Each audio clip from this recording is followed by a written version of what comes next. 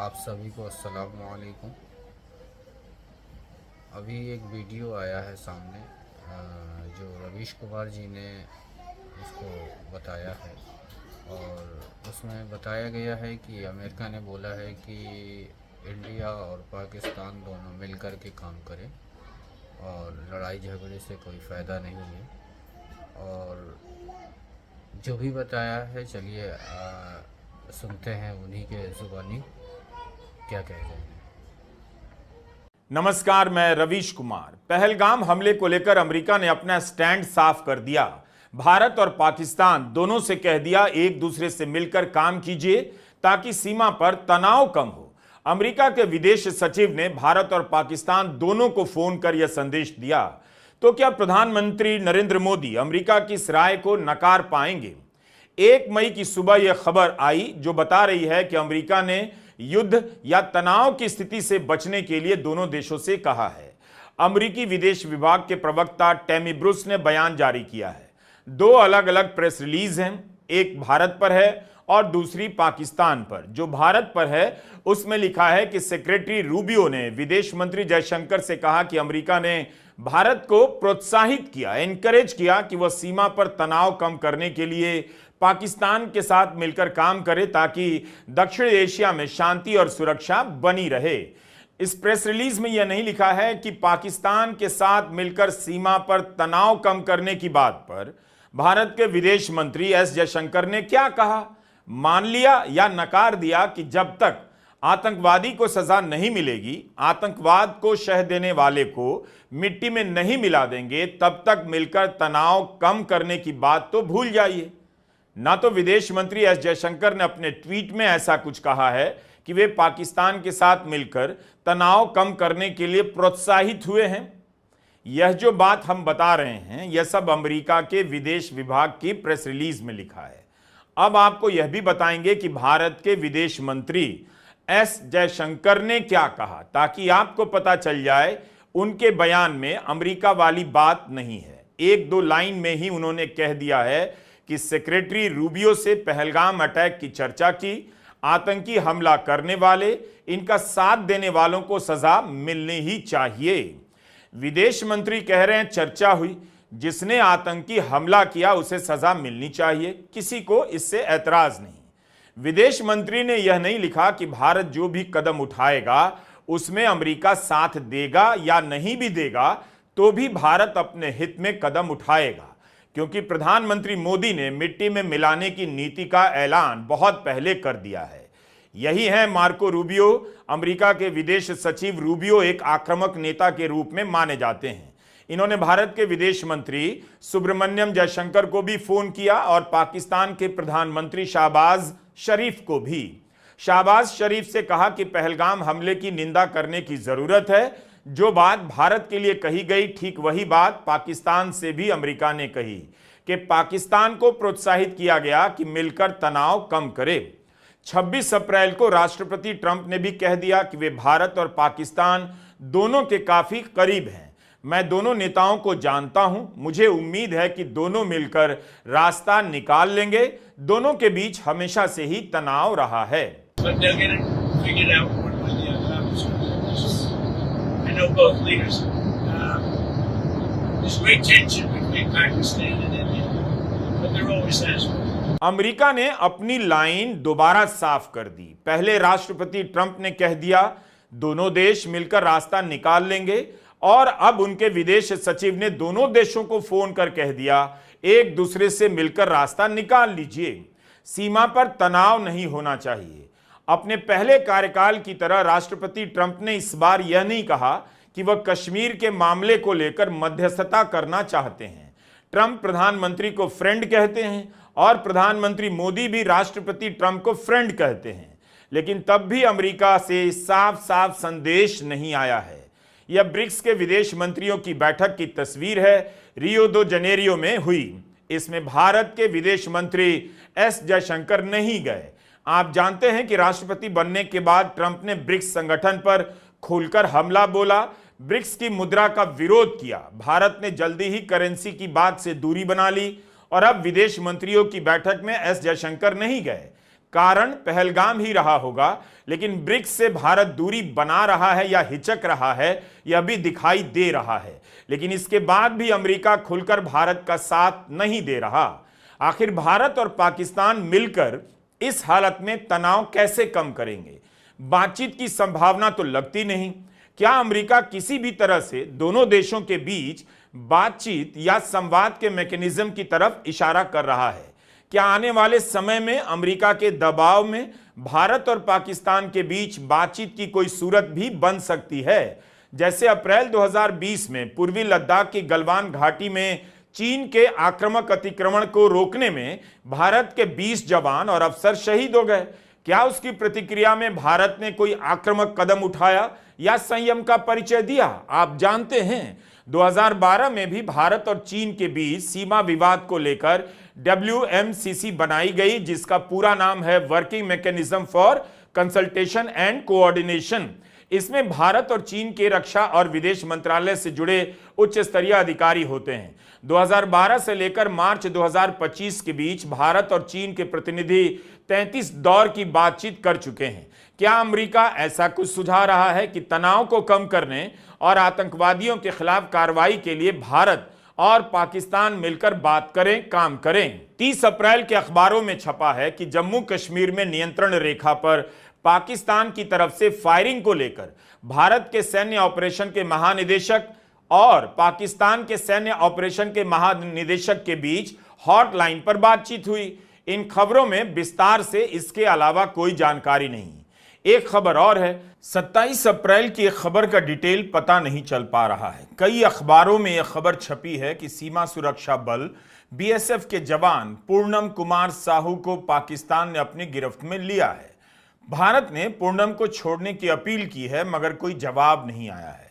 हम बता दें कि यह हमारी जानकारी नहीं बल्कि अखबारों में सूत्रों के हवाले से छपी है। खबरों में BSF और पाकिस्तान रेंजर के बीच फ्लैग मीटिंग की बातें छपी हैं कि 3 बार ऐसी बैठकें हुई हैं, मगर कोई नतीजा नहीं निकला। उम्मीद है गोदी चैनलों पर पूर्णम साहू को लेकर लगातार कवरेज चल रहा होगा। जिस तरह से पहलगाम हमले के बाद भारत के भीतर आक्रामक माहौल बनाया गया, उस स्थिति में लगता नहीं कि भारत आतंकवादी हमले का जवाब देने से पीछे हटेगा और कोई लंबा रास्ता लेगा जिससे जनता का ध्यान इस मुद्दे से हट जाए। सिंधु जल संधि के फैसले पर ही 100 तरह के संदेह उठ गए कि कहीं कार्रवाई के नाम पर लंबे समय के लिए टालने का इरादा तो नहीं। भारत ने भी अपनी प्राथमिकता सार्वजनिक रूप से साफ कर दी कि जिसने भी आतंकी हमले को अंजाम दिया है उसे दंड दिया जाएगा। 24 अप्रैल को बिहार के मधुबनी में प्रधानमंत्री मोदी ने कहा कि आतंकवाद की बची खुची जमीन को मिट्टी में मिलाने का वक्त आ गया है। देश के दुश्मनों ने भारत की आत्मा पर हमला करने का दुस्साहस किया है। मैं बहुत स्पष्ट शब्दों में कहना चाहता हूं, जिन्होंने ये हमला किया है उन आतंकियों को और इस हमले की साजिश रचने वालों को उनकी कल्पना से भी बड़ी सजा मिलेगी। सजा मिलकर के रहेगी। अब आतंकियों की बची खुची जमीन को भी मिट्टी में मिलाने का समय आ गया है। वह वक्त कब आएगा, कैसे आएगा, किस तरह से मिट्टी में मिलाया जाएगा, देश इसके इंतजार में है। इसी बीच देश में एक नई बहस छेड़ दी गई। जाति की गणना और आरक्षण की सीमा 50% से ज्यादा बढ़ाने की। बीजेपी के समर्थकों को इस फैसले का समर्थन करने के लिए काफी मेहनत करनी पड़ रही है, अपने ट्वीट डिलीट करने पड़ रहे हैं। बीजेपी का वोटर और समर्थक जब नोटबंदी का समर्थन कर सकता है तो उम्मीद रखिए आरक्षण की सीमा 50% से ज्यादा बढ़ाने का भी समर्थन करेगा, क्योंकि उसने अपने रास्ते और दरवाजे दोनों बंद कर लिए हैं। आतंकी हमले का जवाब की मांग छोड़ बीजेपी के नेता भी कास्ट सेंसस का स्वागत करने में लगा दिए गए हैं। 1 मई की सुबह जिस वक्त अमेरिका का बयान जारी हुआ, उसी के आसपास बीजेपी के सांसद और केंद्रीय शिक्षा मंत्री धर्मेंद्र प्रधान पार्टी ऑफिस में प्रेस कॉन्फ्रेंस करने आए और जाति की गणना को महत्वपूर्ण निर्णय बताया। तो प्राथमिकता आप देख रहे हैं, नेहरू का जिक्र किया गया ताकि 1964 में जिस नेहरू का निधन हो चुका है उन्हें लेकर फालतू की बहस चल पड़े। गोदी एंकरों का क्या होगा जो चीख चीख कर सारी मर्यादा लांघकर उल्टा सीधा बोल रहे थे, सुप्रीम कोर्ट को टारगेट कर रहे थे, सेक्युलर को अपराधी बता रहे थे। कम से कम गोदी चैनलों के लिए एक्शन लिया जाए या फिर उन चैनलों के खिलाफ एक्शन लिया जाए जो पाकिस्तान के वक्ताओं को बुलाकर बहस करा रहे थे। इस वक्त बड़ा निर्णय क्या है, जाति की गणना या आतंकी हमले का जवाब? पहलगाम हमले के बाद जो भी सवाल उठे हैं उन सवालों को किसने उठाया? मोदी सरकार के मंत्रियों ने, बीजेपी के नेताओं ने, सांसदों ने, आईटी सेल ने और बीजेपी का समर्थन करने वाले असंख्य व्हाट्सएप ग्रुप ने कि धर्म पूछकर मारा है, कड़ा जवाब मिलना चाहिए। प्रधानमंत्री मोदी फाइनल एक्शन लेने वाले हैं, लेकिन क्या अब वह सब होगा जिसकी कल्पना आम जनमानस के मन में व्हाट्सएप के जरिए ठेल दी गई कि इस बार कड़ी कार्रवाई होने वाली? राहुल गांधी नेता प्रतिपक्ष पहलगाम आतंकी हमले में मारे गए शुभम द्विवेदी के परिवार से मिलने कानपुर पहुंचे। कानपुर के इस परिवार को सांत्वना देकर जब दिल्ली आए तो जाति की गणना पर प्रेस कॉन्फ्रेंस करनी पड़ी। उसमें भी राहुल गांधी पहलगाम आतंकी हमले का जिक्र करना नहीं भूले, बल्कि इस बार भी साफ किया कि विपक्ष प्रधानमंत्री मोदी से क्या उम्मीद कर रहा है। मैं सिर्फ यह कहना चाहता हूं कि जिन लोगों ने यह किया है, जो भी हैं, कहां भी हैं, they have to pay for this and they have to pay for it properly, not in some half-hearted way, ऐसे आलतू फालतू तरीके से नहीं। they have to pay for it properly कि इनको याद रहे कि हिंदुस्तान के साथ ये नहीं किया जा सकता है। हमने क्लियरली ऑपोजिशन की और सरकार की मीटिंग में क्लियर हमने लाइन दी है, यूनानिमस लाइन, कि जो हुआ है एक्सेप्टेबल नहीं है। और पूरा का पूरा ऑपोजिशन 100% सपोर्ट सरकार को देगा और दे रहा है। नरेंद्र मोदी को एक्शन लेना है, एकदम एक्शन लेना है, और पूरा का पूरा विपक्ष उनके साथ खड़ा है। जिन लोगों ने यह किया है, दे हैव टू पे द प्राइस फॉर दिस। 9 दिन हो गए, भारत सरकार की तरफ से अभी तक एक भी आधिकारिक प्रेस कॉन्फ्रेंस नहीं की गई है। ये लेवल वो लेवल सब मिलाकर हाई लेवल की बैठकों का फोटो जारी कर माहौल बनाया गया कि बड़ा एक्शन होने वाला है। लेकिन भारत अपने पक्ष में विश्व का जनमत क्यों नहीं हासिल कर सका? यूरोपियन यूनियन ने भी युद्ध न करने की सलाह दी है।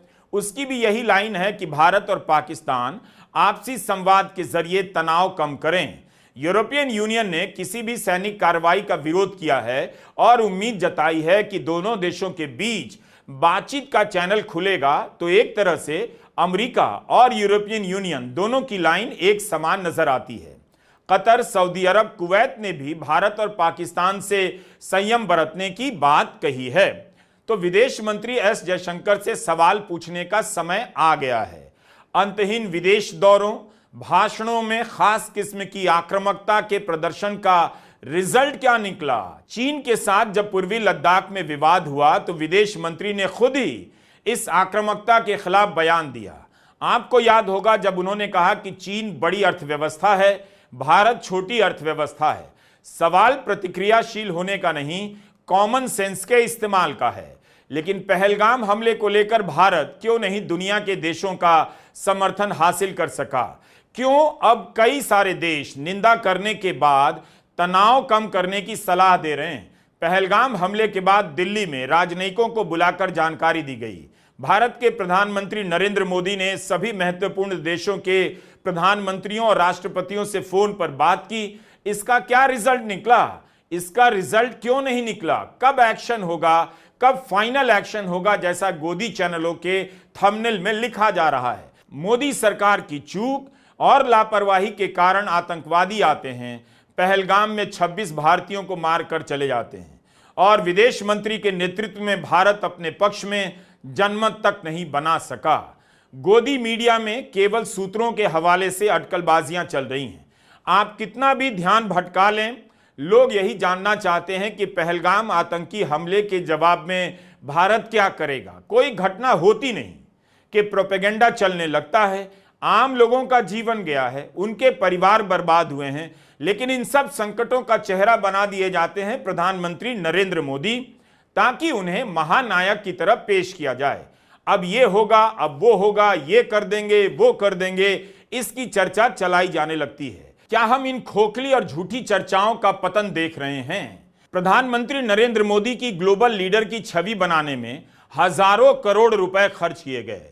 उनकी अनगिनत विदेश यात्राओं से माहौल बनाया गया कि भारत का नाम हो रहा है। वैसे भारत का नाम सदियों से था, फिर भी लोगों ने यकीन किया कि मोदी जी कह रहे हैं तो शायद उनके आने के बाद से हो रहा है। दुनिया के बड़े मसलों में उनकी राय ली जाती है। यह बात भी फैलाई गई, गांव-गांव में फैलाया गया कि दुनिया प्रधानमंत्री मोदी का लोहा मान रही है। प्रधानमंत्री नरेंद्र मोदी ने अपनी राजनीति में विदेशी दौरों को मेडल की तरह लगाया है और अब वही पहलगाम हमले के बाद दुनिया के मुल्कों की रजामंदी हासिल नहीं कर पा रहे। यूरोपियन यूनियन, खाड़ी के देश और अमेरिका सभी एक स्वर में सैनिक तनाव का विरोध कर रहे हैं। उन्हें भी पता है कि बिना इस तरह के एक्शन के भारत आतंकी हमले का जवाब कैसे देगा। अब बताने का समय आ गया है कि पहलगाम में मारे गए लोगों के खिलाफ एक्शन भारत अपनी जनता के मूड के हिसाब से लेगा या अमेरिका या यूरोपियन संघ के विचार के हिसाब से। क्या भारत अमेरिका के दबाव में आ जाएगा? भारत की विदेश नीति की इससे बड़ी नाकामी क्या हो सकती है कि इतने बड़े आतंकी हमले के बाद भी वह जवाबी कार्रवाई के लिए समर्थन नहीं जुटा पा रहा है। 22 अप्रैल को पहलगाम में जब आतंकी हमला हुआ तो उसी समय सवाल उठा कि सुरक्षा क्यों नहीं थी। सरकार ने कभी इसका आधिकारिक तौर पर जवाब नहीं दिया। माहौल को दूसरी दिशा में ले जाया गया कि अब कार्रवाई होगी और ऐसी कार्रवाई केवल और केवल प्रधानमंत्री नरेंद्र मोदी कर सकते हैं। इसका बहुत हल्ला मचाया गया कि सुरक्षा में चूक का सवाल पूछना इस वक्त अपराध है, देश का मनोबल गिराना है। नेहा सिंह राठौर और प्रोफेसर माधुरी काकोटी के खिलाफ इन्हीं बातों को लेकर एफआईआर हुई। अगर कार्रवाई में देरी हो रही है तो इनके खिलाफ एफआईआर वापस क्यों नहीं ली जा रही है, जिन्होंने सही सवाल पूछे हैं। गृहमंत्री अमित शाह कब का बैसारण का दौरा कर लौट आए हैं। दिल्ली आकर भी उन्होंने आधिकारिक तौर पर कुछ भी नहीं बताया। 22 अप्रैल से 1 मई आ गया, 9 दिन के बाद भी देश नहीं जानता कि अमित शाह ने किसे जिम्मेदार पाया और किस किस के खिलाफ एक्शन हुआ है।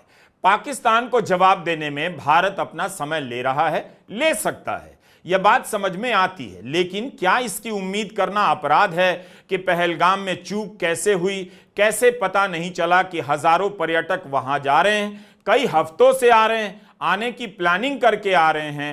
बैसारण के अचानक खुलने की बात क्यों छपी, जबकि अब कई जगहों पर यह भी छप गया कि बैसारण तो हमेशा से खुला रहता है। कोई सुविधा नहीं, कोई फैसिलिटी नहीं, कोई आर्मी नहीं, कोई પોલીસ नहीं।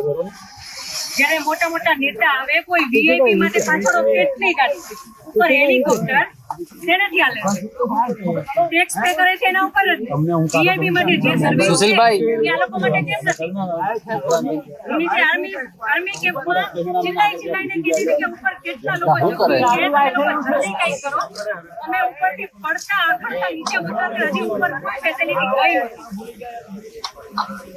ઉપર આટલું બધું થઈ ગયું તો નીચે આર્મીને ખબર કેમ ન પડી કે ઉપર આ થઈ ગયું છે? આતંકવાદી અમારી સામે આવીને ગોળી મારી જાય છે, હિન્દુ મુસલમાનને અલગ કરીને હિન્દુના બધા ભાઈઓને ગોળી મારી છે, તો આપણી આર્મી કરે છે શું? લાખોની સંખ્યામાં આર્મી હતી ત્યાં, અને જે ટુરિસ્ટ પ્લેસ છે ત્યાં કોઈ આર્મી મેન નહીં, કોઈ પોલીસ મેન નહીં, કે કોઈ ફર્સ્ટ એડ કિટ નહીં। મિની સ્વિટ્ઝરલેન્ડમાં એક ઓફિસર નહોતો, કોઈ જવાન નહોતું। જો ત્યાં કોઈ હોત ને તો આ નો થાત। કોઈ સિક્યુરિટી નહીં. આ બધું બની ગયું છે છતાં નીચે જે મિલિટરી હતા એ લોકોને ખબર જ નહોતી કે ઉપર શું થયું છે. क्या अब भी कोई जवाब मांग रहा है या लोगों ने विनय नरवाल, शैलेश कलथिया, शुभम द्विवेदी को भुला दिया? इस पूरे प्रसंग में व्हाट्सएप ग्रुप का जिक्र करना जरूरी है. हाउसिंग सोसाइटी से लेकर गांव के चौपाल तक व्हाट्सएप के जरिए जोड़ दिया गया है. इसका इस्तेमाल बीजेपी ने और उसके समर्थक तंत्र ने बहुत बारीकी से किया है. एक सेकंड में हर तरह की धारणा और मीम गांव गांव तक पहुंचा दी जाती है. फेसबुक पर लाखों पोस्ट किए जाने लगते हैं. कास्ट सेंसस के फैसले के बाद व्हाट्सएप ग्रुप में खामोशी छा गई है. जिन लोगों को लगा कि सांप्रदायिक राजनीति को धर्म की आड़ में चलाएंगे और अपने मंसूबे पूरे करेंगे, वो आज कहीं के नहीं रहे. नफरती राजनीति के कारण उन्होंने अपने बच्चों को अपराधी बना दिया, दंगाई बना दिया, दोस्तों से झगड़ा कर लिया. आप सर्च कीजिए नफरती हिंसा के बाद किनके घरों के लड़के पकड़े गए. इनके मन में बीजेपी ने भीतर ही भीतर अनौपचारिक रूप से एक ख्वाब भर दिया कि आरक्षण खत्म कर दिया जाएगा. जातिवाद का यह ख्वाब धर्म का नकाब पहनकर राजनीति में सबको धमका रहा था. आज उसकी पीठ पर किसी ने धम से कास्ट सेंसस का जोरदार मुक्का मार दिया है. उससे बोला नहीं जा रहा, बकार नहीं निकल पा रहा है, लेकिन उनकी तारीफ करनी पड़ेगी. आईटी सेल से लेकर बीजेपी के तमाम बड़े नेता एक झटके में पलट गए हैं. जाति की गणना के फायदे बताने में लग गए हैं. सिद्धांत और राष्ट्रवाद की राजनीति ऐसी होनी चाहिए, लेकिन आतंकी हमले के जवाब की राजनीति भी क्या इसी तरह पलटी मार लेगी? यह सवाल भी पूछा जाना चाहिए. नमस्कार, मैं रवीश कुमार.